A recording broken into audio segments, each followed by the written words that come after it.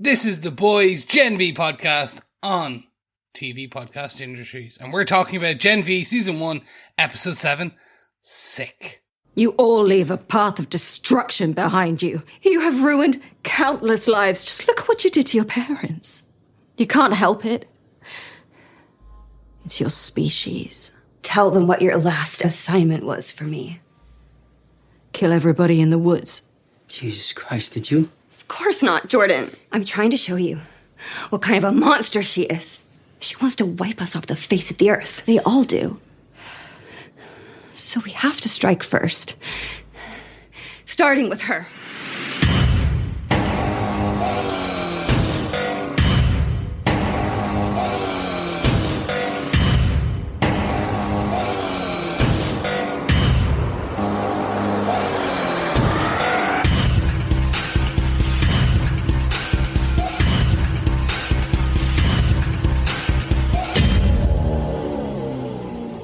Welcome back, Generation Vers. Welcome back, alumni. Welcome back, TV Podcast Industry folks. Yes, this is TV Podcast Industries, and we're covering the boys, Gen V. Yes, we're talking about Gen V Season 1, Episode 7, Sick. And it's the penultimate episode. Oh yes, we're here to kill a species and some students and have some fun along the way. I am one of your hosts, joining you for this penultimate episode, Chris. I'm one of your hosts, Derek. Hello there, fellow boys and girls. Yes, I'm one of your other hosts, John.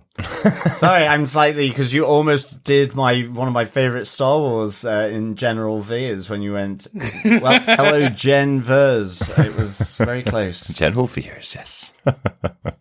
Yes. I thought I'd come in for this end. You guys have been doing such a spectacular job covering Gen V without me. I had to get in glory right at seeker. the end to go, oh, hold on, wait. I seen how great it is.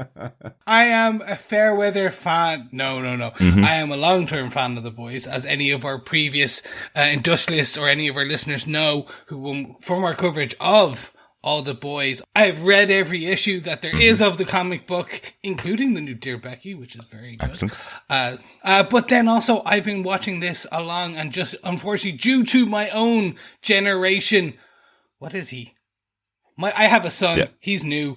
He's in whatever the latest generation. He was born 5 months ago. I have not been. My time is a bit covered, and when it comes in spit coverage. It comes in diaper coverage and screaming baby coverage. So I slot in to your timetable as much as possible, and that allows me to come onto this glory-seeking penultimate episode. Absolutely, and it's always good to have you back, Chris. We did mention during the season that you are the one that brought the boys to us. We didn't even know about the boys for the first season, and it is now the biggest show in TV podcast industries, the biggest downloads by a factor of about 3 on our podcast, which is great. Absolutely. Thank you, fellow boys and girls. Really good to get your support and listenership. Absolutely. Yes. And we also got a review of the Gen V podcast over on Apple Podcasts. Panuski over on Apple Podcasts in the US says, I love the contrast of how raunchy and gross the show is and how sweet and funny the hosts are. How nice is that? They really are sweet and funny. I bring the raunchy and gross. So now you're going to get everything. I kind of bring a bit of that as well. Yeah. And also, actually, Chris, we have a new Basil exposition. It is Cardosa exposition. Yes. Given what he was doing in Shetty's office, it was like, okay, just speak to yourself like a crazy man. Yeah, that is genuinely, that is one of the worst things I have seen in any of the boys' shows. In fact, any of the shows on Prime Video, every show on Prime Video, nobody stoops to someone walks into a room and gives a massive piece of exposition talking to themselves. Oh, sure, he was drinking. He had a bit of whiskey. So that's why he was talking out loud to himself about a major plot point. Pretty terrible, but it didn't affect my enjoyment of the episode. No, but speaking of drinking, we are doing some celebrations this weekend. Yes, this week was the birthday of one of our hosts. Oh yes, he will be getting drunk this weekend. It is not myself. It is not Derek. Yes, it can be the one and only John. Yes. Happy birthday, sir. Thank you very much. Yes. I am Generation Old, Gen O. No, I think it's ow. Yeah. Yes, I'm ow. Generation Ooh, my hip. I'm not that old. I'm not that old. Mid-40s. Yes. Mid-40s, like I'm 102. Well, you look 102, even though you're not. Thanks. It's the grey. I swear I have more grey than you do. I don't think that's possible. Not at all. I'm Great practically ready to start my mole Santa career at Christmas with the amount of white I've got. Unfortunately, with no facial hair, that wouldn't work for Mole Santa. Yes, happy birthday, John. Again, we've been celebrating all week, and we are going out of the weekend to properly celebrate with other people. We've been doing enough celebration on our own. Just by yourselves. Exactly. But yes, before we move on to our spoiler-filled discussion of this episode of Gen V, episode 7, Sick, a little announcement. Yes, it is our campus announcement, fellow boys and girls. Just as a reminder, you should head on over to our website at tvpodcastindustries.com, where you can subscribe to any good or evil podcast player of your choice. You can also leave a voicemail over on the website as well for feedback if you want to get involved with our feedback section. Of course, you can send emails to feedback@tvpodcastindustries.com or pop on over to our Facebook group at facebook.com/groups/TV Podcast Industries, where you can leave any thoughts, observations, theories, comments, whatever you would like, apart from anything rude, on our spoiler-filled posts for each and every episode of Gen V. You can leave rude things. Just don't get yourself banned from Facebook. That's never fun. And just as a reminder, we are continuing our Gen V student bar quiz with the 7th question available later on in the episode. Gather together all 8 answers to the pub quiz at the end of the season and email them to us to feedback@tvpodcastindustries.com to be able the chance of getting your hands on some Gen V goodies. All questions so far are available over on tvpodcastindustries.com. We will be having our big wrap-up episode. It's kind of sort of going to be our 800th episode. I think we've actually passed 800 episodes already, but it will be our 800th episode celebration when we go through our 4 pub quizzes and give out loads and loads of goodies. Excellent stuff. Yeah, that's the plan. Yes. I'm much like a student that comes home and asks you to do the washing and a bit of cash for some drink. Why not think about supporting our podcasts by helping us with our laundry fund by heading on over to patreon.com/tvpodcastindustries and considering giving us a monthly stipend towards our laundry and beer, or head on over to buymeacoffee.com/tvpi where you can buy us a coffee and just keep us going in our late night study sessions. Editing. But, yes. And of course, you can always subscribe and share the podcast, because sharing the podcast is what? Sharing the love. Sharing the love. Exactly. And usually that causes an STD in It campus. does, yes. But not on the virtual sharing of the podcast. Yes, and as long as you're wearing protection as well. Well, as we say, it is TV Podcast Industries. It is the Gen V podcast coming in your ears. Exactly. With all that said and done, speaking of the Gen V podcast, gentlemen, should we jump into our discussion of this? So, with all that, Derek, do you want to tell us who gave us what, where, when, and how with the episode details? Absolutely. The show, of course, is developed by Craig Rosenberg, Evan Goldberg, and Eric Kripke. The showrunners for the show are Michele Fazekas and Tara Butters, of course, based on the comic book series by Garth Ennis and Derek Robertson. Executive producers for the show include Eric Kripke, Seth Rogen, and Evan Goldberg. This episode was written by Chelsea Grate, an executive story editor on the show, and was also a writer on the TV show For the People. This episode was directed by Shana Stein. She has directed episodes of Power and will direct Season 4, Episode 5 of The Boys. You will also see her in a scene in Kill Bill Volume 2. She's one of the bride's friends. So, very good. Yeah, you'll see her in there. Very quick scene, but that's a little claim to fame. That always appears in her biography. Very good. Very well written. Very well directed. This episode, I must say, there was some very cool stuff in here. John, do you want to tell us what they gave us with your synopsis for The Boys, Gen V, Episode 7, Sick? Sure. I think you should call me Exposition John from now on. While Dean Shetty is with Dr. Cardosa in the woods to observe his latest developments to the virus on the imprisoned Supes, she receives a call from Cate, who wants to meet her. But Shetty, unaware of the plans being made by Cate, Marie, Jordan and Andre, can only meet later due to an important meeting in the city. However, Jordan is still suspicious of Cate and her newfound mind-reading abilities, and persuades Marie to try another route to expose Dean Shetty. They break into her office, where they learn Shetty's family was killed in the plane crash of Transoceanic Flight 47, caused by Homelander, and also overhear Dr. Cardosa rambling about the virus that will kill all Supes. They bring their evidence and present it to Victoria Neuman, a politician on the vice presidential trail who is at Godolkin University for a town hall meeting. Meanwhile, Dean Shetty's meeting in the city is with one Colonel Grace Mallory in a back alley downtown. Shetty needs her help to hide the development of the virus from Vought and to enable its transmission globally to kill all Supes. But Colonel Mallory refuses the offer. As Shetty departs, Mallory secretly orders someone to observe her. While Cate and Andre wait for Dean Shetty to return, they see a TV interview with Andre's father, Polarity, and it becomes increasingly apparent to Cate that the two have become estranged. But Polarity suffers a seizure mid-interview. Andre rushes to his father in time and joins him as he is evacuated to the hospital. Elsewhere, Senator Neuman is trying to garner support for her campaign at the town hall meeting, but Supes student protesters led by Rufus incite a riot in the lecture theatre, chanting "Supe Lives Matter." Sam gets caught up in the situation and seemingly is sympathetic to the possibility of a future where Supes are better than humans. While evacuating, Victoria Neuman meets Marie and discovers they share similar powers and upbringings. Marie tries to convince Neuman to help her expose the woods to Vought, but Neuman tells her to focus on one path, convincing her that she will handle it, and for Marie to pursue her dream to become the first black female member of the Seven, where she will have real power and influence instead.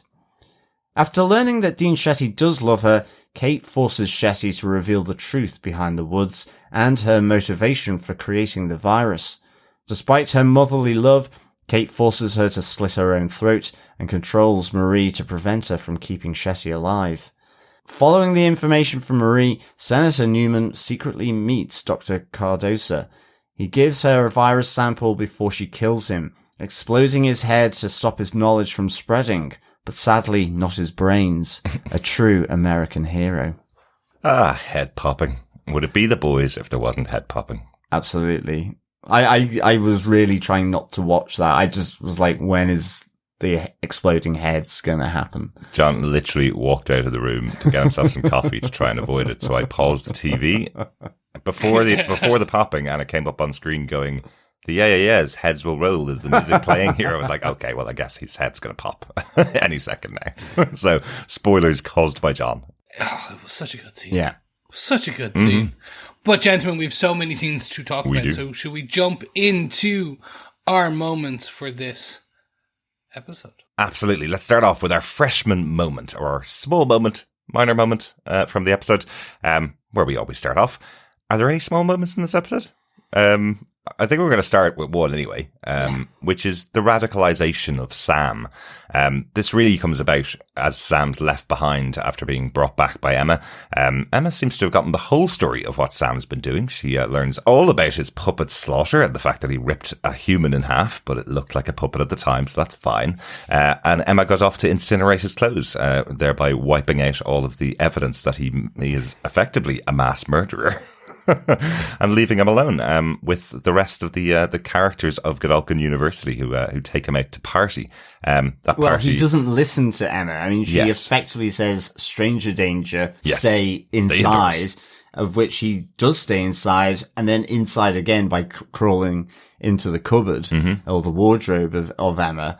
But obviously he's getting pretty bored. I do like the kind of finger puppetry with the miniature knickers. It kind of reminded me of, there was a British TV show when I was growing up, high levels of production called Finger Mouse, which was finger this was finger puppets. And all that. Flashback to all the UK people from the UK. Yeah. And because of the nature of this show, I just thought of another rodent as well and thought, oh, it's like Finger Beaver.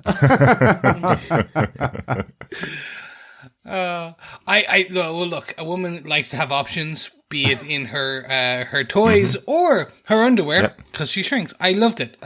Except the one I was really waiting to see was like the giant-sized version. He's like absolutely. Open and open. It was like the envelope that just opens up for a mile. The granny, grandpa-sized knickers. They're massive. That actually are giant now. Yeah.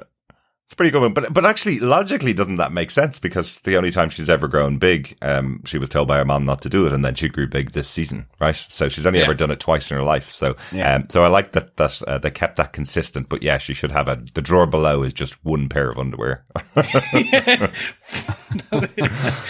We don't go in that drawer. Exactly.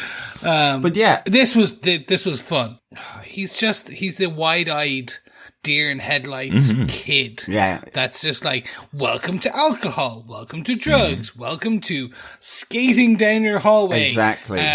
On cardboard on your knees. And I was like, oh, that's going to hurt. That's it. Sure. He's kind of like such an old man, Chris. You're complaining about John being an old man. Oh, it's going to hurt sliding down the hallway. He's kind of like a sponge, isn't he? He's just absorbing all these new experiences because he's been locked up. And yet, unfortunately, he bumps into Rufus, who's effectively got this world's version of a MAGA cap on. Yes. And kind of absorbs all the radicalization that's happening at Newman's town hall event that doesn't go so well. So yeah, it's just these moments, and you hear it later in Sam where it's like, with the death of Shetty, it's like, no, that's justice. Or you see those side glances from Emma when he says something like, what are you saying here? We're better than humans. Exactly. Yeah. So, you can sense it's kind of infiltrated into his mind. And, it almost makes sense, really, given he's been locked up by them, and has been tortured by them, has been denied his rights and all of that. This is something that you can sense he would be sympathetic to. It's like, ooh, interesting, because he's massively superpowered. Exactly. It does feel like they're creating a version or an origin story for Gen V's version of Homelander. Yeah. They are. They're trying to probably... Yeah, no, that would actually be very apt because much like Homelander, he has mental health issues. He has a very fractured childhood. Although he's still technically going through some of it. And yeah, there is also unlike Homelander, there is a love interest who I see they'll try and play with that. Emma's like, no, come back to the light side. You can be good. And I very much feel by the end of this season, like, I believe as you guys announced last episode, we are getting a season 2. Now, it might take a bit more, probably a year, 2 years to film and put out, but I can see this being the X-Men versus the Brotherhood of Mutants, using a comics reference, like two groups of superheroes that were friends now at odds against each other. The light versus the dark, or in this case, very much the Homelanders versus the boys. Yeah. They're building up their variations of that, but with superpowers. Absolutely. And it makes so much sense the way that it all plays out. We have Senator Neuman here, well known to us as a character from the boys, played a big role in season 3 and a big role in season 2. Yeah. So we know that she's a Supe. But she's here on site, going through this speech, trying to get people to get on her side, trying to get these kids who are Supes to get on her side for her race to be vice president of the US.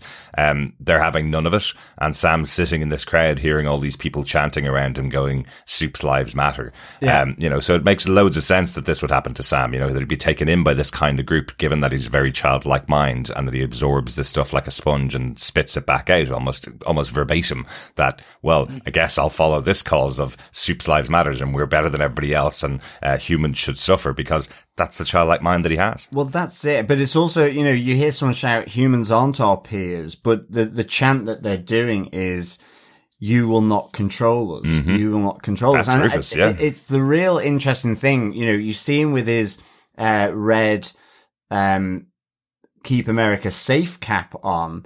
And it is that same thing. I really like the parallels here. It's, the audience is pro Supes, but they feel like they're being targeted and have no power. Literally the most powerful individuals believe or are being persuaded that they have no power, that they're being targeted.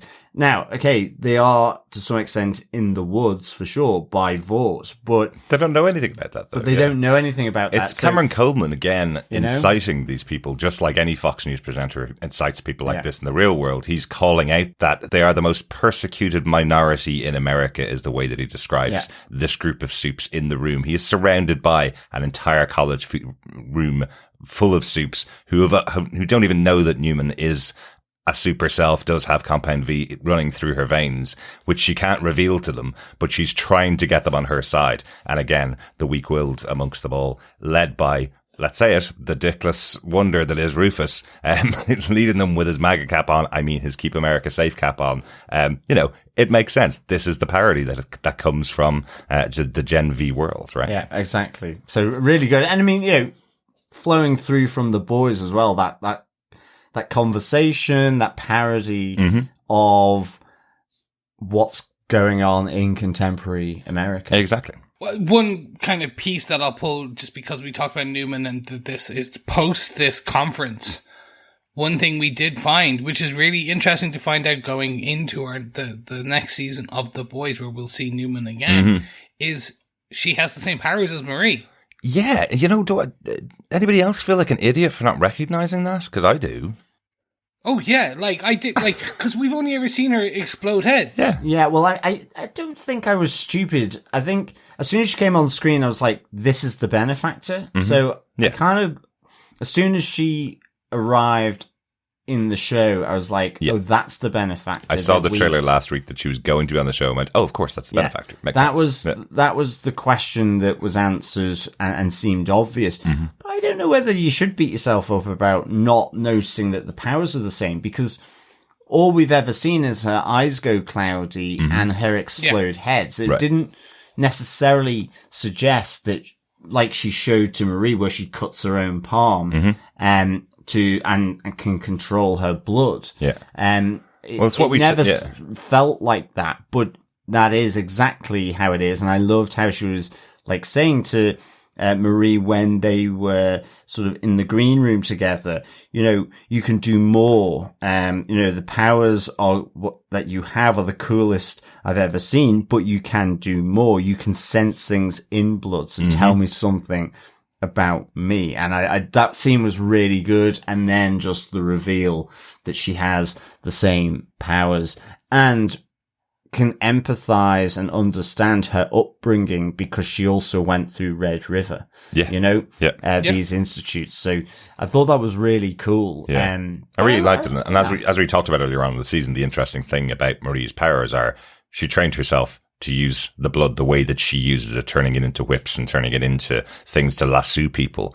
But with some actual training at this college, she could have been trained as a medic to stop people from bleeding out, which she did on her own once. Here we have Neuman telling her that she can read what's going on in the blood. She was able to find the tracer that was inside her own blood using her powers, using her skills. But she's had nobody else to train her, so she created this idea that she was going to be a crime stopper using her blood to wrap people up effectively. So it's really interesting just taking it from that perspective, that this is a real Supe training school.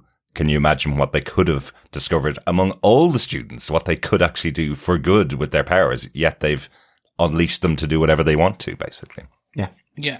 Exactly. No, and this does bring in some interesting bits for the next season of The Boys as well, because now we know what Neuman can do.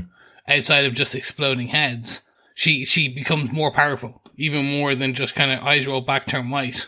She can sense things about the other people. She'll be able to sense things about Huey and we know that at some point that we know Huey has powers to a degree, and so does Butcher. So again, we get to see this play off more, and I thought it was nice. It ties it even further together, these two stories. Yeah, absolutely. Yeah. I got two quick things about this point, if that's all right.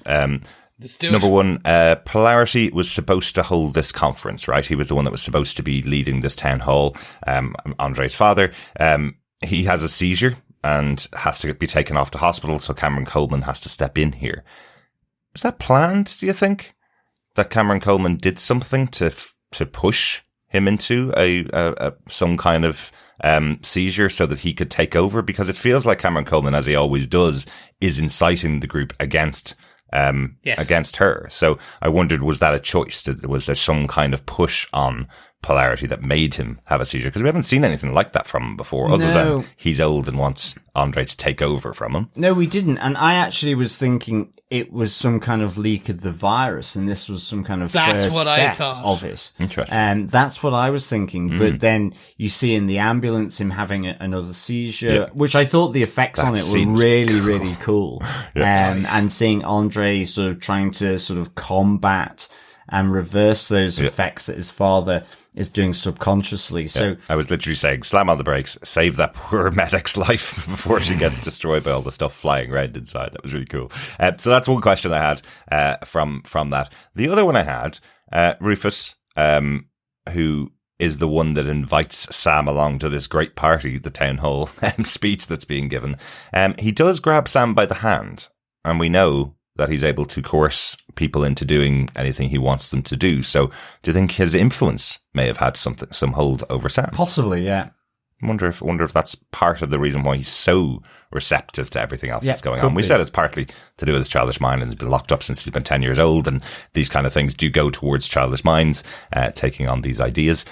But I wonder if there's an additional element of Rufus's persuasion there. We haven't seen him use his powers for anything other than but he's also sat next to Rufus as well, and Rufus was pleading that he can only do these changes when he's very close to them. So he is right next to Sam during the town hall. Yeah. So absolutely he could be doing it. Maybe. Yep. Just thought it was interesting. Those two questions that I have anyway coming out of that. No, yeah, I do like that question, the final bit, because I think there's a potential that Rufus is used to incite kind of people towards this keep Supes safe kind of movement in colleges. He's like, there's people like him kind of going into these discussions where they'll like amp people's emotions up and kind of just leverage it a bit. 'Cause he's the only one wearing the cap as well. Exactly. Yes. Yeah. And as we said before, he's played by one of the major actors from the last couple of seasons of Supernatural. So yeah, a very important actor to Eric Kripke. So bringing him on board here makes sense that he'd have a really big role as the season rolls on. Good stuff. I think that's it for our freshman moment. Yeah. I think so. Let's move on to our sophomore moment for this episode. Who wants to kick us off? Well, just like Chris returning to the podcast, as he hasn't been back since The Boys Season 3, we have the return of Colonel Mallory in this episode. Yeah. That was really good. I liked that. That was a surprise for me, actually. When you hear Dean Shetty on the phone to Cate saying, I can't actually meet just now. I've got an important meeting in the city. You kind of think it's with Vought, as you would. Yeah. But I like then that you have her meeting Grace Mallory. And I just liked how it played out with the other moments with Marie and Jordan in her office finding the file on Transoceanic Flight 47, from which was the plane that crashed from season 1 at the hands of Homelander. And the setup of the motivations that, her husband and her kid are on the roster of dead people from that flight. I just thought then, having this meeting with Grace Mallory, and you do feel like Mallory would be receptive to this as she's showing her the virus results. But indeed, Mallory sees it as it is. It's a huge step to have just purely for vengeance, and she makes the reference to Billy Butcher, where that quest for vengeance has just been all-consuming. The Boys Season 3 available now on Prime Video, if you want to see the story about that. Exactly. And, she's skeptical about it, effectively calling it out as genocide. And as she says, talking about Billy Butcher, and this won't bring back your husband or daughter. And I like that Shetty doesn't give up here and says, "Or your grandchildren," and Shetty is of the view that deep down, Mallory does agree with her here. And I think she's probably right, because while she rejects Shetty's offer, it is that she's had the conversation tapped and has someone to follow her. Who's on the other end of the phone? Who's Mallory talking to? I kind of feel it would either be Frenchie or Mother's Milk. As one of the guys, as the tech kind of guys in that group, the kind of technical experts in various things. It would be one of them kind of just bugging that conversation.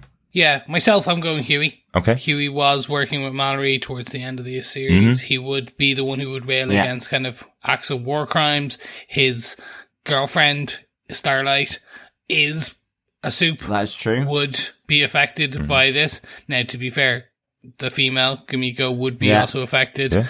And we don't know what would happen with Huey and Butcher with some of their Supe kind of compound in their system. Well, their residual temporary compound value that they were taking last season. Yeah, that's true. So loads of interesting possibilities. And of course, Starlight is a member of the boys now. She's left the Seven and is now a member of the team as of the end of season 3 as well. So that would be interesting to see us on the other end of the call. And John, we called it last week. This is what we said would happen at the end of the season, that potentially as they're developing this virus, that'll be given to Billy Butcher and the boys as their weapon against Homelander. So we did call it. We were close. Shetty didn't quite get the partnership she was hoping for from Mallory. And it's certainly the virus that has been developed is now in the hands of someone else, as we know. Exactly. But we were close from what it was leading to. There was that big reveal at the beginning of the episode that this is nothing to do with Vought, this whole plan that's going on in the woods, that Shetty has taken it so far away from what Vought would have wanted her to develop that effectively, if Dr. Cardosa reports it, he's going to be the one that will be blamed for creating this genocidal weapon for the Supes. So that is absolutely, this is all Shetty's plan, and she now wants to get into the hands of somebody that can use it to maximum capability. Yeah. I do have a lot of questions about the Mallory aspect of it, because I do think there is a potential that next episode they'll end with Butcher, Carl Urban, or Jack Quaid Huey coming in with a kind of how they connect the shows even further. Yeah, official confirmation from Eric Kripke. The end of this season of Gen V will lead directly into the start of The Boys Season 4, and the end of The Boys Season 4 will lead directly into Gen V Season 2. So these are going to be great. Really intertwined. Perfect. So yeah. Because we did just learn in this episode where they talk about Homelander cutting a guy in half, severing a guy in half with his eyes, happened recently enough. Yeah. So that was the end of last season of The Boys. Exactly. Yeah. Where Homelander cut a guy in half in front of a whole crowd. Yeah. So we do know that these are kind of spaced quite quickly together. If they are talking about it, we'll say like a month maybe, like a difference. Like it's not huge. So this is starting to get really, really interesting. How they're going to do this. Yeah, exactly. And interestingly as well, to some degree with Mallory, she calls out it's genocide. And I do think Shetty's right, as I said. But I was surprised Mallory didn't take her up on the offer, because the struggles that she's had, the knowledge that she's had, and certainly given, the intimidation and threat that she had, because she was looking after Homelander's son in the last series of The Boys. So, she knows how dangerous they are. Absolutely. So I was a little surprised, but I think it's more of a false play by her to Dean Shetty. Yeah. Mallory always plays all the angles, and the idea that she would pick this up and go, I'll create genocide and kill every single person who's touched Compound V in the world. Maybe that's what has been created here. We don't know yet. So, but it's very interesting to see how that played out there. But then led into Shetty returning back to her home where Cate was waiting for her. I think they filmed this really well and set this up really well, because you felt like maybe Shetty was getting back through to Cate again, telling her that she loved her, and Cate realizing, because she can now read minds, because she's been allowed that part of her brain back, she can tell that Shetty's actually telling the truth. So interestingly, those pills that effectively Shetty's been giving Cate for the last 8 or 9 years have just been suppressing her ability to read other people's minds so that Shetty can get her plan across, what she really wanted to do. So now Cate is able to read her mind. But I thought it was really well set that you had the two of them together.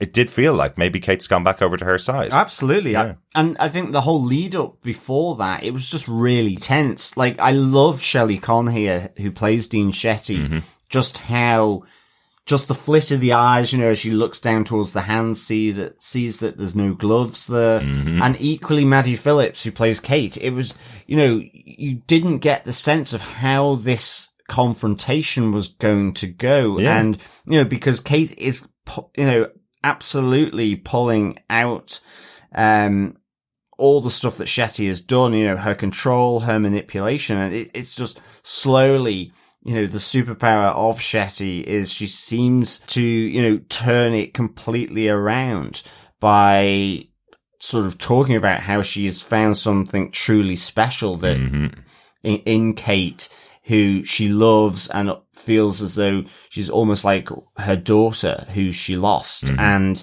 you kind of see Cate then resting her head on her knee and you're like going, oh, okay. Because then when the text goes out to everyone, you are kind of, oh no, it's a trap. Yeah. It is, Admiral Akbar. Yeah, it is. It's an Admiral Akbar It's a trap! Exactly. And that's why I think the final scene is also so powerful. Absolutely. And also coupled with all of the conversations she's had with her friends for this episode, every single one of them suspecting that she's going to turn on them, right? Yeah. Every one of them, even within their own thoughts, are saying, don't let her go back there. She's going to turn on us. Yeah. The great part, actually, just even on with her getting those powers back, was even seeing Jordan, like, which I'm assuming if I go back and we'll see, like Marie calls it out, anytime Jordan wants to be kind of aggressive and his point, they'll turn into the male version of Jordan. Yeah. Absolutely. I've always liked the fact that when they change between genders, they have a full protection. They can't be hurt by anything at all. I always think that's a really good use of the power as well. That's really, really interesting. They got a good version of Compound V. Exactly. But of course, not in the perception of the general American public, and not in the perception of Vought, of course. A gender swapping superhero, not something that's going to be accepted wholeheartedly by the country. But that's what, again, that is the parody in Gen V. So, so really good. But it all culminates with everybody arriving at Cate's home and Dean Shetty being forced into telling them all what her plan is. And her plan is to kill every Supe on the planet, to take them all out, commit genocide. A war has begun and she's going to end the war by taking out the Supes. Interestingly, and we played the clip at the beginning, interestingly, what you hear is Cate saying, we have to strike first and she's going to be the first one we will take out. So Cate's almost going, if she wanted to commit genocide on us, we're now going to commit genocide on the humans. Yeah, no, absolutely. I mean, thank goodness for the light relief of Emma. I did like it where she says, can I get the Spark Notes version of this? Yep. Because, I've been babysitting sort of Donald Trump Jr. here in waiting. So, so I thought this was really kind of, I like the light relief that Emma came out with here just to punctuate this, because it ultimately, as I say, that roll into this from the previous scene between Cate and Shetty, and where you see, Cate is having to convince the others that she still can be trusted, that she's with them. I like in a sense, maybe Shetty's play did work, but Cate still sees through it. And I just like the way she says, I know you love me, but that doesn't stop you being an effing bitch.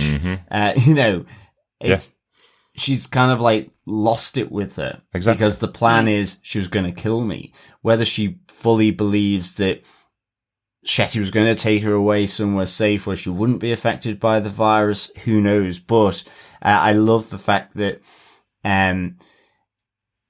it's like a daughter turning on her mother here. Yeah. And I really thought it, again, just done so well, and seeing the reveal of what Cate tells Shetty to do, but I think importantly, preventing Marie from saving Shetty's life with her blood powers.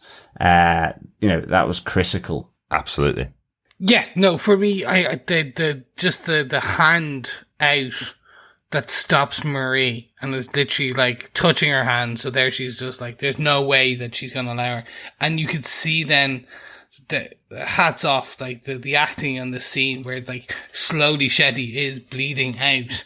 And you do have Marie pleading with Cate, just like, and the tears rolling down her face of like, let her kind of save her, because she can do it now. She knows she has that, like, that bit. Yeah. And then the flash, it cut with her mother. Like, that was just it was really good choice. Yeah. Because it just elevates that kind of scene into even further heartbreak. Absolutely. And we know that Cate can read her mind because she has her powers back, and Cate is telling Marie, I'm sorry you have to relive this, so she can see exactly what's going through Kate's mind. Where she's going, I can't do this. I can't relive this. Please free me and I will go and save Shetty because I wasn't able to save my mother when this exact same thing happened. So, really, really good, really strong moment in here. But because Marie hasn't saved Shetty here, Shetty, it looks like she's dead. It looks like we had the final death rattle there.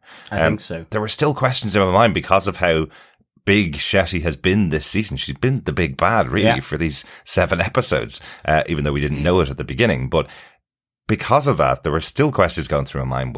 Was this a plan that was concocted between them? We saw, the mindscape that Cate created for last episode where she brought everybody into her mind. So is this just another mindscape she created? And then I was going, I don't think so. I don't think so. But it's a valid point if there is to be a twist on a twist on a twist kind of thing going on here. But it really did look like Shetty was dead. And again, Marie kind of saying, what have you done? And Sam responding, justice. So, this feels like it's going to split the group here. I mean, Andre didn't make it there. He decided to stay with his dad at the hospital despite getting the message through. So, Andre is kind of being separated here from this whole experience that they've had to go through. Yes. Marie, Jordan, and Emma are certainly there kind of trying to save Dean Shetty, whilst Sam kind of watches on bug-eyed and sort of, like a psychopath kind of going, ooh, that's amazing. Blood. Yes. Look at it all. Justice. The ribbon. And I mean, Cate just effectively extracting her revenge here because of the manipulation. I mean, it's not that I've got sympathy for Dean Shetty, but you do, she's been a great character and you would love to see her become, in this Halloween season, a zombie Shetty. Maybe.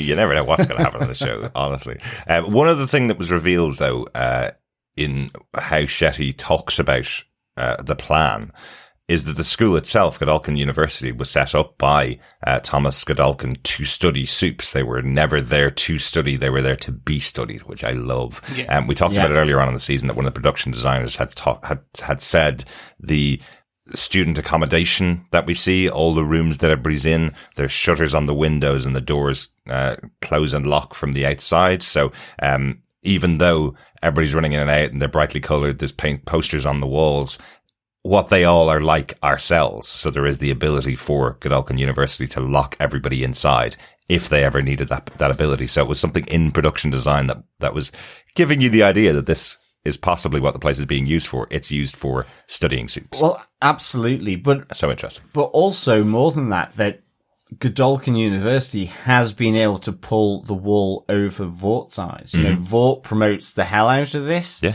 I think it's the training ground, it's the test bed or the proving ground as to whether you might become part of the 7. At the start of this season, we saw Golden Boy sort of seeing his new uniform. He could possibly replace Homelander eventually. So that's how you feel it is. And all of a sudden, these things coming through that actually Shetty's going further than what Vort is asking for around the woods. And then, yes, this notion that Thomas Godolkin effectively meant that all the Supes were being brought in there so that they could be studied rather than them studying, which was great. Really good. Yeah, it's one of those things that's written down in the writer's room on the board.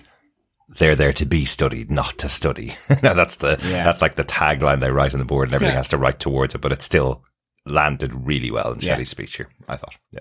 In a week of massive moments for every episode, should we go on to our senior moment? Yes, to Noyx Neuman. Wow, what an obscure reference there, John. I know. I remember it being one of the first few ads when I moved over to Ireland that was on the radio, was Noyx Neuman. So a 20-year-old radio ad is your reference to... Yes, to Senator Neuman. That's not going to spread far and wide. I wonder if she does sell bathrooms, tiles, and whatever else they sold. Bathrooms, doors, floors, and more, John. That was it. Yeah. You didn't remember that well. No. And Chris is looking at us really blankly, so it doesn't even... He wasn't born then. It doesn't even I'm cross so it. old. I love it. So I guess our final point is heads will roll in Newman's plan itself. Yeah? Yes. Yeah. And I'm still so confused of where Neuman sits in the Grate Vought versus the boys / kind of the US government, i.e. Mallory. What I was going to say sides, but now I think is a triangle of like, is Neuman actually kind of working for Vought and they're trying to or is she a third party now? Is she her own thing? She is going like rogue. We know she is now a Supe. Yeah. We now know her power set. We know she's going for vice president.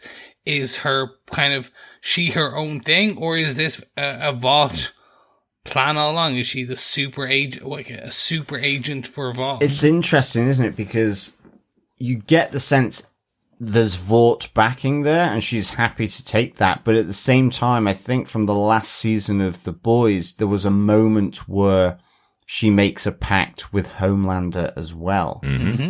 So I think she might be almost chameleon-like in the sense that, yes, it's also for herself, but she's willing to sort of make those deals along the way. In a sense, a bit like Dean Shetty, you know, and fly under the radar. Absolutely. And also remember who was the person that brought her up. The person that got her out of Red River was Stan Edgar, who she eventually turned on, who was the leader of Vought. She is massively ambitious, there for the power.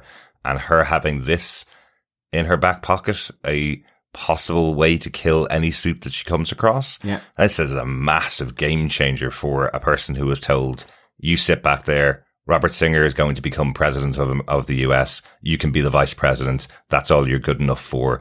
And that's the deal that's been made. I think this is her big ace in her deck of cards. And you get the sense of that ambition when she talks to Marie, where, you know, she says, you've got nothing until you're the first black woman in the 7, you know, with the phone to the president and all that influence politically, culturally from what Vought brings you. So it's not just laying her own way. You almost get the sense she's trying to think about her legacy, because she really tells Marie in that moment, you know, go back to being a student and focus on this path because you can only choose one. So, you know, she's trying to focus Marie as well, down this road. So absolutely. You get but that's her benefactor. So again, it's another bit of power that she has, that Neuman has, you know? So, it's an interesting play, and definitely if there's anything going to lead into The Boys season 4, this is what's going to lead into it, right? Yeah, and also the whole Red River Institute element that, you know, she talks about them having the same powers, but that, you know, they're not the right type of powers. That's, again, another reason why she's probably concealing them. And I kind of like the fact that, you know, we've seen a lot about those Supes that haven't quite fitted the mold through the cartoon series, and also more so in Gen V this time with Marie, you know, saying how her powers aren't going to play well in the Midwest or in Texas, that kind of stuff. And you get the sense that, is her deal with Homelander, because actually within the Supes, it's that fracturing within the Supes as well, but maybe isn't at the surface or anything, but to her, she also wants to take down the golden Supes, the golden boys of the superhero world, because she's the one that's been told, you're nothing, you won't amount to anything. And so she's put in the cover story, changed the files on her record so that she can fly completely under the radar. And, that's why her walking off with that weapon, with the virus, she's probably happy that it's not airborne contagious. Unless Cardosa managed to do that off screen, and that was the report he was putting down. You never know. Yeah.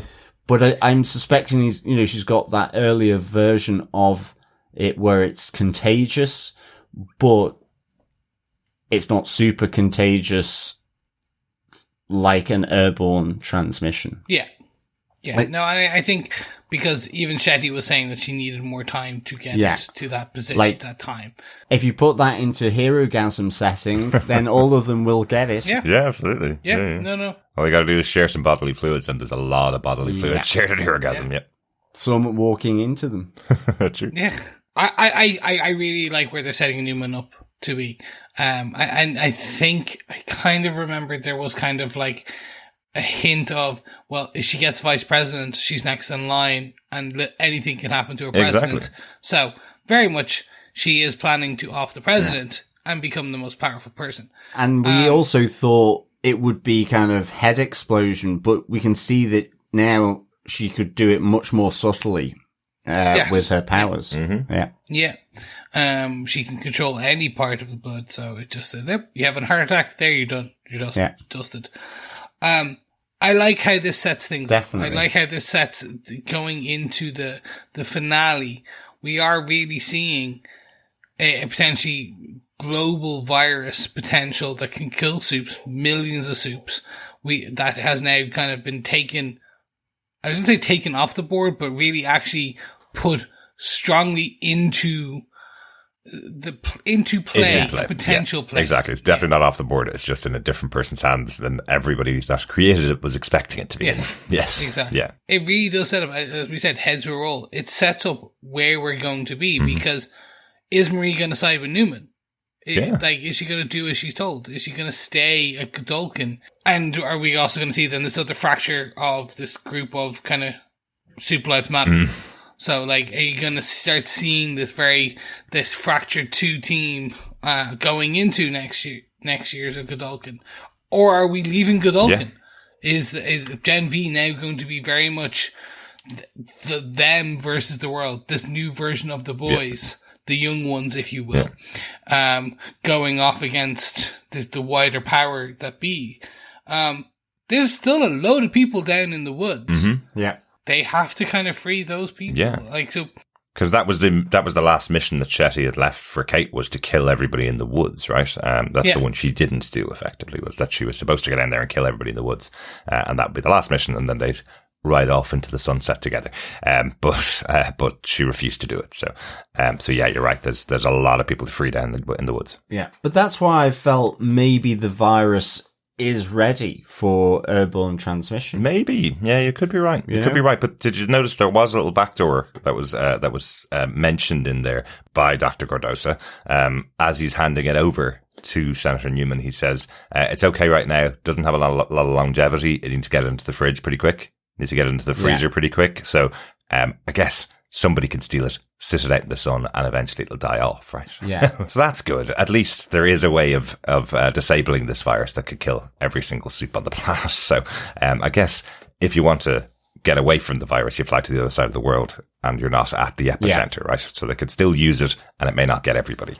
So that's really interesting. I do also like in that moment, just before the explosion, right at the end of the episode, that Senator Neuman tells Dr. Cardosa that he's a true American hero for what he's done, when actually he's handed it over to possibly the worst person to have this, because she's going to use it for her power. Yeah, I love that she gives him a blank card as well. Oh, that's so good. Yeah, that was good. Yeah. And then just a drop of blood. Yeah, excellent stuff. Really good, really good. She's pretty evil. Yeah. I do. I really would love if they end next episode with some of the virus being escaping, be it through people when they're freeing people in the woods, and someone gets it and someone sneezes on someone else, and that's it, or with the heads rolling, the exploder herself, Neuman, releasing something. Now again, she has to be careful. It will affect exactly. her. That's the thing. Yeah. I was just like, It's not like she's gonna kind of like do an evil genius kind of thing where she sets a bomb and just watches everyone die because she's human and will be fine. No, she's as potentially getting affected with this as anyone else. Yeah. So it will be very interesting to see. Or is that her plan? Like, is it kind of she's gonna now go get this kind of, is there a cure or a vaccine for this virus that she has to get made up first, and then she kind of does it that way? Are we going to see the COVID-19 version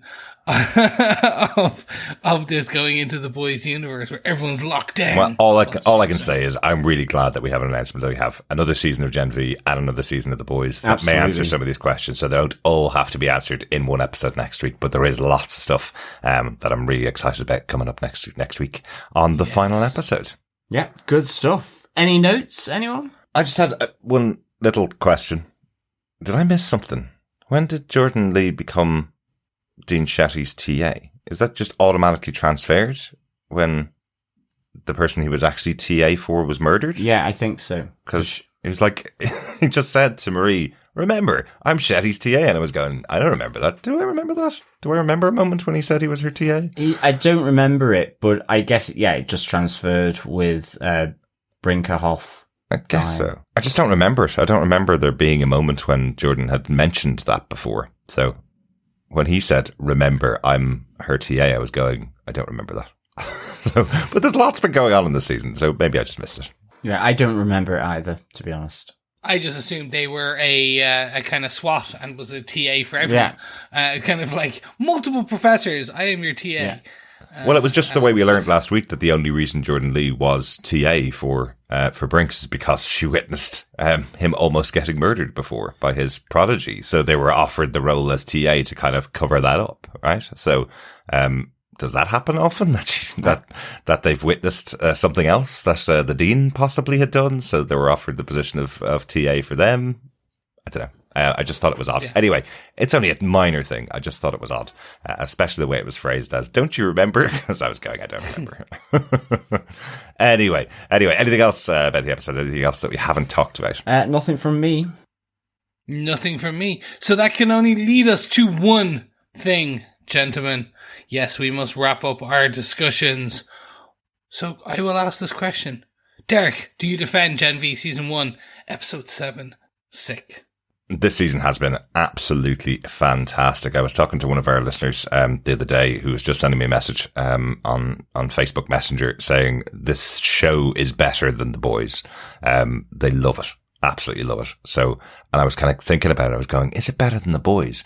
You know, because The Boys has source material and they're trying to get from point A to point B, and Gen V is set in this universe, but with brand new characters and a brand new story to tell. I think they have really nailed it in this show.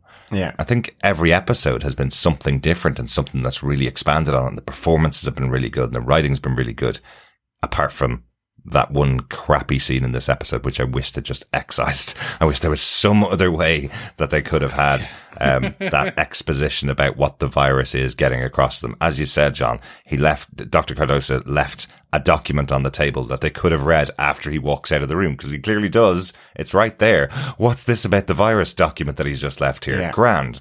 But I thought it was really badly written. But that's only one scene of a very, very good episode with lots of explosive moments and lots of exploding heads. So really enjoyed it.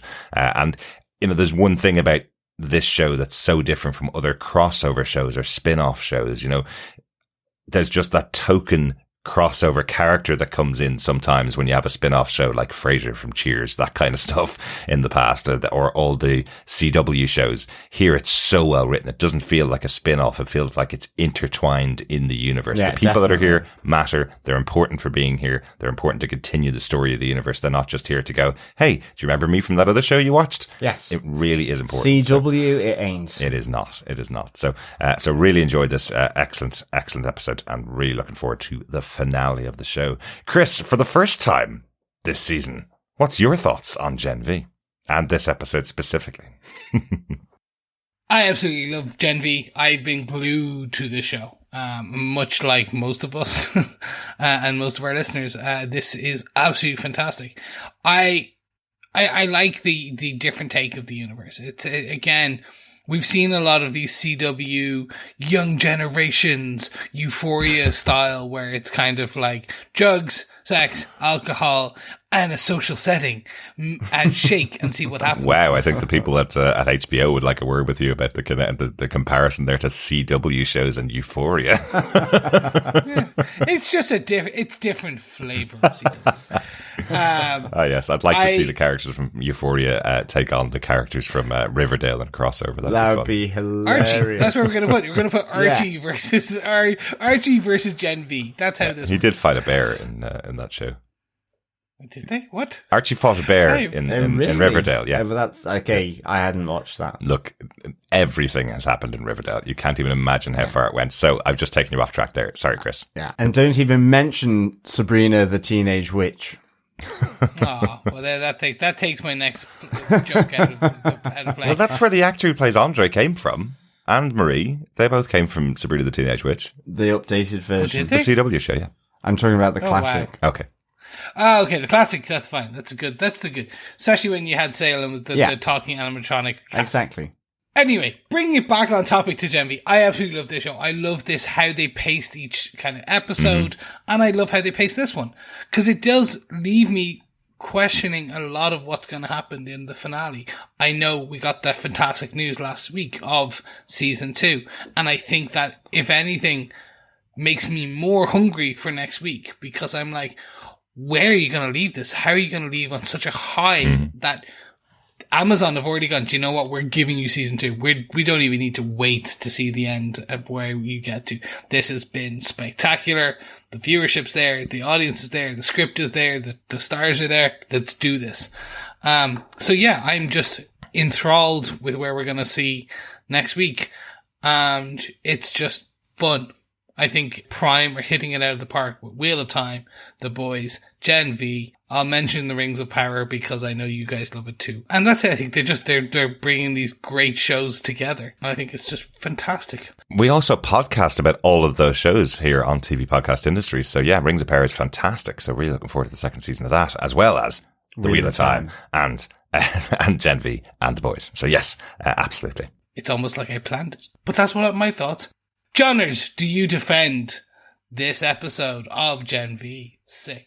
I really do love this episode. I'd give it 4.5 fine amber whiskies and a park tiger out of 5. Nice. Yes. We didn't mention the fact that we have sort of a Blackadder moment by Dr. Cardosa filling up Shetty's whiskey decanter with his urine. Let's hope she didn't stop off there on her way home. Well, exactly. That might be why she was a little taken aback with Cate and didn't perform to her best. But or how often has he done that? Was this the first time ever, or has he done it? No, he took a drink out of himself, so probably but we was do the first know, time ever. you know, in some of our other podcasts, when, for example, Jessica Jones, we did have Whiskey Watch, so it would have been a belter to have sort of a whiskey urine sort of blend, I guess, going on this time. Dr. Cardosa special, I guess. Yeah, I thought this was really, really good. I like how it built, around this virus and Kate's, I guess, manipulation by Shetty. And I actually thought Cate and Shetty in this episode were superb. I think in terms of the actors, Maddie Phillips and Shelley Conn, I really, really enjoyed them in this. And it's a real shame if Shelley Conn has been killed off, because I just loved her, just her whole swagger in this season. But I think the rightful heir has also been part of this with Senator Neuman. I loved, again, another manipulative figure in a very different way. Absolutely. And I really, really enjoyed her conversation with Marie. Yeah. The parallel between those two as well, with her kind of taking Marie along as her protege as Cate is pushing away her mentor, exactly. Killing her, effectively. It was just really, really well done. I really enjoyed kind of Sam's little moment here as well, and him, in a sense, wanting to sort of just release himself from that imprisonment and at the hands of humans. So, you know, it is soaking up this radical agenda, either consciously or subconsciously through the influence of Rufus, maybe, or just that debate. You know, another important element. Great getting Mallory in there because, you know, that idea that, as you say, they're connecting in with the boys. I really cannot wait for next week's episode, because with that final scene with the death of Shetty, it looks really explosive for this group, given you have three of them around the dying body, or the dead body of Shetty, whereas you kind of have Cate and Sam almost slightly aloof, and on the sidelines, Andre. Yeah. So you don't quite know where he might be. So really intrigued to see how the final episode plays out here. So yes, 4 fine amber whiskies and a park tiger out of 5. One quick thing that I just realised as you went through your wrap up there of the episode. So Dean Shetty's dead, Brinkerhoff's dead, Polaris, who's the only other member of faculty that I'm aware of, is in hospital. Where are the rest of the faculty at this school? In the arts department. Is there, you know how good is an there arts anybody degree else? is. But that's only one college of the 5 colleges of Godolkin, right? So who are the people that are taking care of the kids and they're studying? So Marie's been told to go back to college and get the education, but there's nobody left to do it now. Yeah, but they're not following every teacher in every class.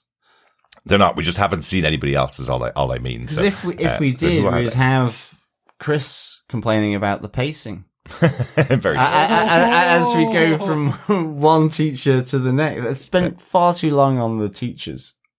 True. Fair. Yeah. That's fair. Yeah. Fair. Just checking in. Anyway, I think we need to go for a pint. Let's do it. Yes. Gentlemen, should we head to the Student Union for the one and only Student Union pub quiz? Definitely. A pint followed by a Jägermeister, followed by a Jägermeister bomb, followed by a top shelf. And yes, hopefully I can get the question out with that amount of alcohol. I drink beer. Yes, just like Sam, we will be trying our first beers ever. Yes, we've never had beer before. Never. No. Honestly, never. Ever. But it is episode 7, so let me roll with question 7. What does Dean Shetty have in her cupboards that's not British tea? She does have British tea in there as well. She does have it, but it's not what is expected by Andre. He's quite surprised. Yes, she probably has some biscuits in there as well. Not cookies, biscuits. Chocolate malted milk. Delivered directly from Britain. Yes. But do you want to give the question one more time, Dad? Yes. What does Dean Shetty have in her cupboards that's not British tea? Great stuff. That's the 7th of 8 questions. Gather together all the answers and email them to us at the end of the season 2 feedback at tvpodcastindustries.com to be in with a chance of getting your hands on some Gen V goodies. Yes. Good luck, fellow boys and girls and fellow quizzers. Mm-hmm. Yes. And if you enjoyed this, don't forget, you can also just send us your thoughts as well by going on over to facebook.com/groups/TV Podcast Industries, and we have a spoiler post for each and every one. Or if you like to tap on the keys on the old email, you can send us a feedback at tvpodcastindustries.com, or just pop on over to our website and all the details are there too. If you enjoyed this feedback section we're about to go into, where we have all of it, okay, you make sure. Rewind. What? Why? Just say, let's go into some feedback. I was having a fun. Yeah, but if you enjoyed this section we're about to go into now, I was going to say you could support us on Patreon. We've done that. We already did it. Yeah, I know. I was hammering it home. So. Thanks. But then, gentlemen, let's head on into our feedback section for this episode. Get it, got it, good.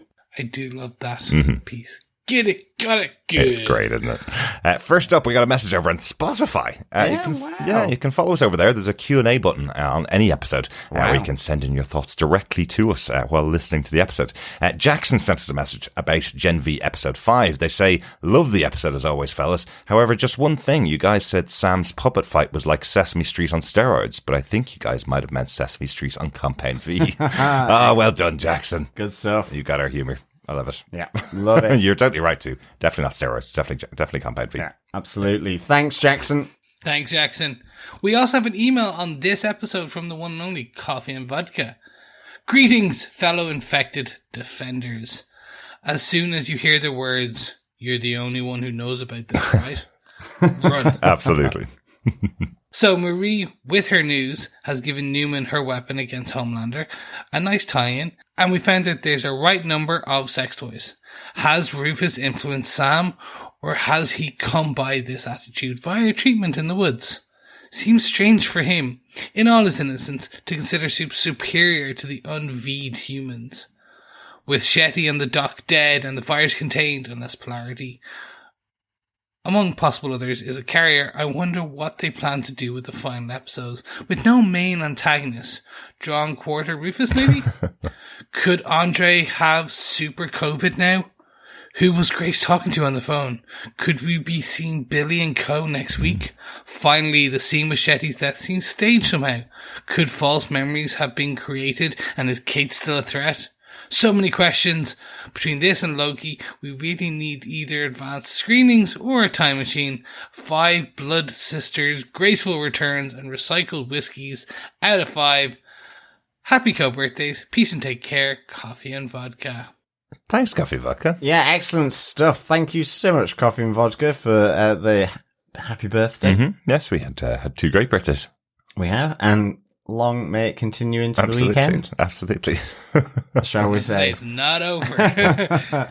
They really spread out this birthday thing. Some of us get days, they get multiple weeks. Mine was a school day, so it's like it was on Wednesday. So. I had to go to work on my birthday. Nightmare. Yeah. That's the worst. It is. They should just make it like a holiday for everyone. Your own personal holiday. Oh, I was talking about your birthday. They should make your birthday a holiday for I might be a everyone. queen, but I'm not that much of a queen. Absolutely. I used to work for a company that gave us our birthdays off as annual leave every year as an additional day holiday. You just got your day off work. How cool was that? That is very cool. Yeah, like that. But some really good thoughts there, Coffee Vodka. I think very similar to some of ours. We didn't mention, of course, Sam found Emma's sex toy drawer, and we saw a working version of Starlight's vibrator, the one that they sell through Vault. So the last time we saw those, they were in a case. I was thinking we were going to see Sam using it when she's out the room. Maybe. I'm just glad you didn't see Black Noir's version. Exactly. The massive black one? Yes, we did. But Sam may have just put it into his ear or something like that. I don't know. Rather than up the chocolate starfish. Much like Britney Spears, he's not that innocent, John. Yeah, but it is good to have options at all times. Exactly. It is. There is the right number of sex toys. Always. In terms of your question, Coffee and Vodka, in terms of who is the big antagonist, I think it's gonna be Sam and Cate. I think we see the split is getting people out of the woods and seeing the antagonists be formed. This is the origin story of a new group of super bads versus super goods. Yeah, potentially. Yeah. Absolutely. But again, like Derek had mentioned, I do like that idea. It's a false memory because, just the way that the scenes played out between Cate and Shetty, where you feel she's been turned around and then you're suddenly in on something that seems really intense for how it was left previously. The staging of it's maybe just so that they don't clock it.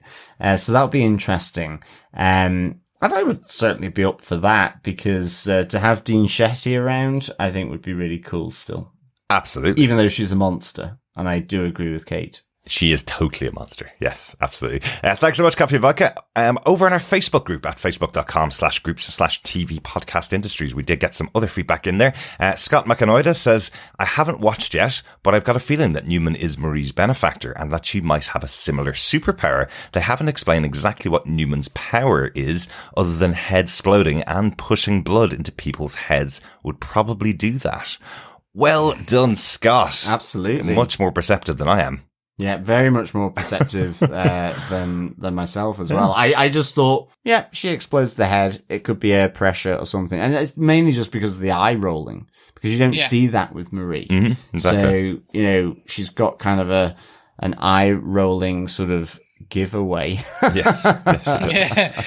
Yes, well, it's a giveaway until she wears sunglasses. Yes, that's how she does her Clark Kent moment. Yeah. It's like, sunglasses on, but she is that person then that wears sunglasses inside, and you're like, oh, you're that person. Never be that person that wears sunglasses inside, people. Yeah, thanks so much for the feedback, Scott. David Mr. Rice says, well, the twists and turns and the curves don't stop.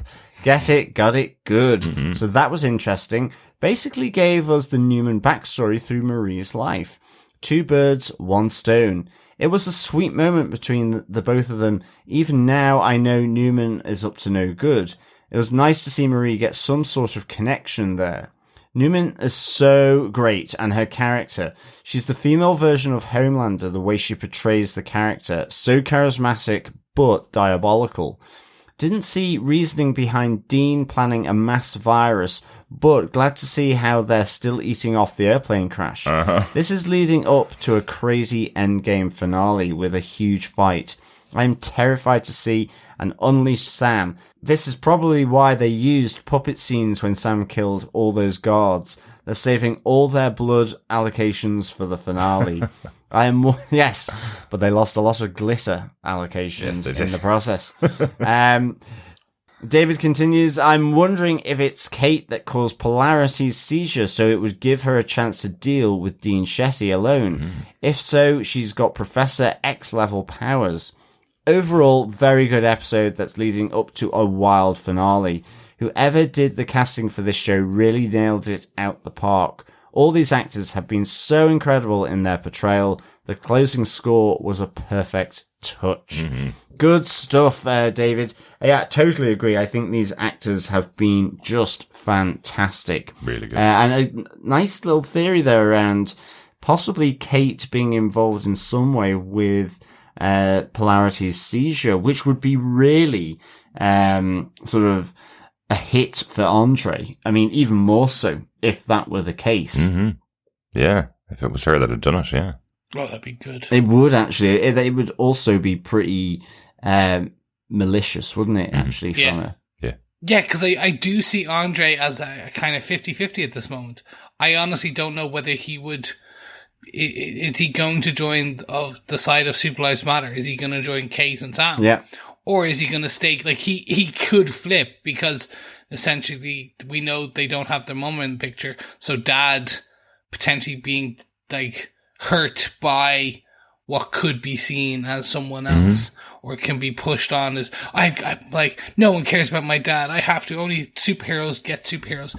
It will be a good, interesting thing. And then we know Cate cares, and that they did have this thing. And I can see him being this kind of piece where they're trying to pull people, like they're going to be pulled from both sides. He's going to be the cog in the middle of where is he going to land. Yeah, absolutely. Yeah. And when we learned last episode, inside Kate's mind, we've learned that she is in love with Andre. I think that's also something that will be in the back of his head if he has to choose sides. Will he go with Andre or will he go with the people that he just kind of likes and the other newer friends? So, interesting stuff. Absolutely. And I'm totally with you around Neuman. Like, she's great. And I think, from this series of Gen V, a great successor to Dean Shetty as well. Absolutely. Excellent stuff. Thanks, David, Mr. Writer. Yeah, thanks, David, Mr. Writer. Thanks, David. The last piece of feedback for this week comes from Dr. Bob Phillips, who had this to say. No. But no. They what? No. Oh my God, no. Mostly a summary of anything I could turn into words while watching. The links to the boys here are fantastic. from the flights that doomed Xena the Warrior Princess, through Senator Pimple Popper and the scary spy boss, who I'm sure had Frenchie on a wire. Yeah. But you didn't need to know any of them. What a setup for the finale. Gore glory and season 2 ahoy. Thanks, Dr. Bobs. And I absolutely love the way that you say the flight that doomed Xena, i.e. kind of, in a way, reminding everyone that this was the flight that really took Queen Maeve off the board, or began her journey, her descent to being taken off the board. Absolutely. In season 3. Absolutely. Another vote for Frenchie being on the line with the senator. Yeah, absolutely. Yep. And loads of gore. And the season 2, really good stuff. I love Senator Pimple Popper as well. I might just have to use that in our closeout. I think we might have to, yes. Excellent so thank you, Dr. Bob, indeed, for the feedback. Great stuff. Thanks so much for joining us. And thanks for coming back, Chris, for the 7th episode and the penultimate episode. Unfortunately, we know already you're not going to be with us for the finale of Gen V next week. Guardians of Godolkin is out next Friday, but you're not going to be able to join us for that one. I won't, but I will be back for Prime's next biggest hit, Invincible Season 2. Yes. Good stuff. The first of 4 episodes dropping next week, and then we're continuing weekly. Yes. It's going to be fantastic. If you haven't watched it yet, make sure you go check out all of Season 1 on Prime right now.